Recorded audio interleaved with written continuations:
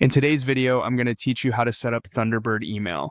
By the end, you'll have your mailbox connected and ready to go using Thunderbird's built-in setup, and you'll understand what each screen is asking for so nothing feels confusing.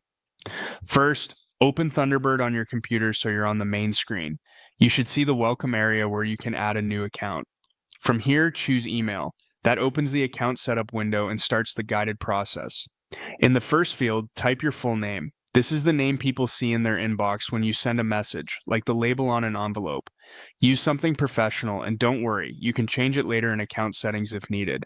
Next, type your full email address exactly as it was given to you, including everything after the @ symbol. Take a second to check for typos. Even a small mistake can stop the automatic setup from finding the right settings. When those two fields look correct, click Continue. Thunderbird now tries to detect the correct incoming and outgoing server details for your provider. It checks a trusted database and common configurations so you don't have to enter technical information by hand. If your provider uses a modern sign-in method, a browser window may appear asking you to confirm the account.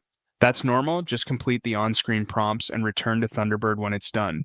You'll then be asked to choose your email account type before moving on.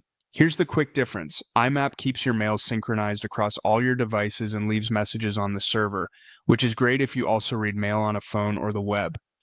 POP, short for Post Office Protocol, downloads mail to this computer and is best only if you plan to keep everything in one place. If you're unsure, IMAP is usually the safer choice because it mirrors what you see everywhere. After you've made the selection that fits how you work, click Continue. Thunderbird finishes connecting to your mailbox and adds the account to the left sidebar. In a moment, your folders begin to appear and messages start syncing.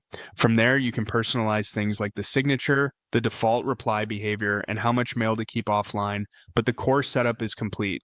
That's it. You've successfully set up Thunderbird email. Thanks for watching and enjoy your new inbox.